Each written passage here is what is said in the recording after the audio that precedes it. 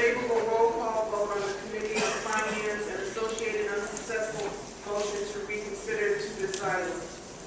Number 2, an ordinance introduced by Mayor Rahm Emanuel together with Alderman Burke, Alderman Cappleman, Alderman Tunney, Alderman Mell, Alderman Lopez, and Alderman Ramirez-Rosa, amending the Municipal Code Section 2-160-070 regarding access to public accommodations. Alderman Mell and Alderman Rosa have indicated that they would like to speak on this matter. I reserve the right to propose. Alderman Mell. Thank you so much, Mr. President. Today, this body has an extraordinary opportunity to show this nation and the rest of the world that here in our great city of Chicago, we are not afraid to fight for the rights of the LGBT community. I want to thank Mayor Emanuel and his staff for their steadfast leadership on this issue. Commissioner Noriega, Chairman Dowell, the LGBT Caucus, and every one of my colleagues who helped advance this measure. As you may know, June is Pride Month, a time when we can reflect on just how far the LGBT community has come in recent years. Tragically, recent events in Orlando have shown us that while we have much to celebrate, our struggle is far from over. It wasn't long ago that I stood on the floor of the Illinois General Assembly and pleaded with my colleagues to recognize that love is love and that as an American citizen, I should be afforded the same rights as anyone else, the right to marry someone I love. We won that battle, and it wasn't just because of the LGBT community was organized or that we fought hard. It was because hearts and minds were changed. It was because Americans came to realize that they wanted a better life for their friends and family members who struggled to be accepted for so long. During our hearing, we heard testimonies from mothers and fathers who came to realize their child never identified with the gender that was listed on their birth certificate.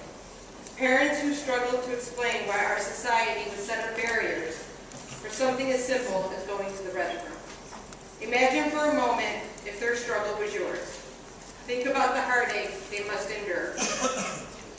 I asked my colleagues who are on the fence on this issue, think about those parents, think about those children, think about how you would feel if this was one of your friends or loved ones.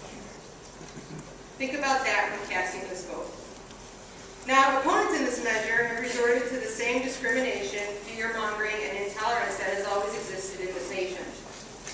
We are better than that as a nation. We are better than that as a city.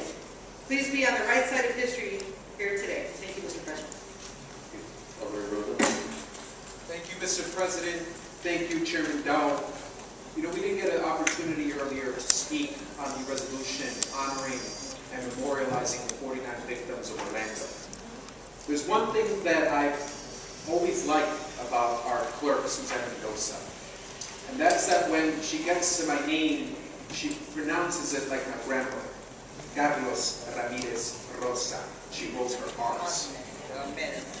And I was particularly happy about this today because no one could have done justice to the victims of Orlando like Clerk Mendoza, accurately reading every single one of those names. 23 victims of Orlando have been identified as Puerto Rican descent, and the vast majority of them were. That's why the violence and the hatred has struck me so much. As a city, the Supreme Court has tied our hands in many ways when it comes to reining in and controlling gun violence. But if we will stop future Orlandos, if we will save lives in the future, we must do everything that we can to legislate love and to reject hate. Make no mistake about it. The 49 in Orlando were murdered because of internalized homophobia, because of internalized Islamophobia, because of the hatred that is so rampant in this society. And when we as legislators legislate hate, we are paving the way for the hatred that drives that violence. I ask that my colleagues join me in supporting this ordinance today, because we can legislate love. because we can show that as a city, we will not discriminate against our trans sisters and brothers, that we will allow equality to reign supreme when it comes to access to public accommodations. Thank you. Alderman Dowell. Thank you, Mr. President. I would like to separate out the two items. So to the clerk on the first item. Hearing no objection, so ordered. I move to apply the first most favorable roll call vote of the Committee on Finance and associated unsuccessful motion to reconsider this item with the exception that Alderman Patrick D. Thompson, Alderman David Moore, Alderman Willie B. Cochran, Alderman Nicholas Pizzato, and Alderman Anthony Napolitano wish to be recorded as voting no. Hearing no objection, so ordered.